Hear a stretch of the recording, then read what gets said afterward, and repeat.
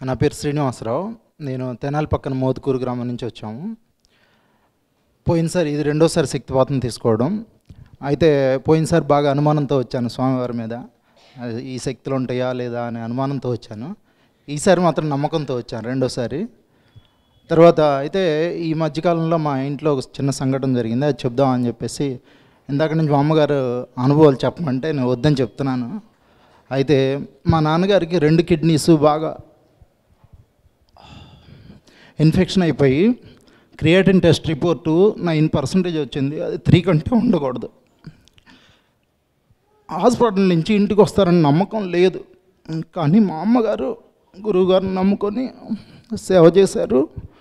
Almost 30 days హాస్పిటల్లో ఉన్నాము. అసలు మంచంలో నుంచి లేసే పరిస్థితి లేదు. మా నాన్నగారు ఎవ్వరు నమ్మలేదు లెగుస్తారని. చాలా క్రిటికల్ కండిషన్ నుంచి మా అమ్మగారు చేసిన సేవ, గురువుగారి మీద నమ్మకం, ఎప్పుడు కూడా ఈ విభూది ఆ పుస్తకం ఆ దిండి కింద పెట్టి మా అమ్మ చేసే సేవ అసలు మేమైతే అసలు గురువుగారిని ఫస్ట్లో ఒప్పుకోలేదు. కానీ ఆవిడ నమ్మకం మా నాన్నగారిని బతికిచ్చి ఈరోజు ఇంటికి తీసుకొచ్చింది. ఇప్పుడు కూడా స్టిల్ కంటిన్యూ అవుతున్నారు మంచంలో. ఎవరు నమ్మలేదు, ఎవరు కూడా అసలు గురువుగారిని నేను నమ్మాలని నేను అనుకోలేదు. కాకపోతే ఒకటే అనుకున్నాను, అమ్మ చెప్పింది, అది ఏదైనా సరే నమ్మాలనుకున్నా అమ్మ కోసం వచ్చా, అంతే అండి. ధన్యవాదాలు.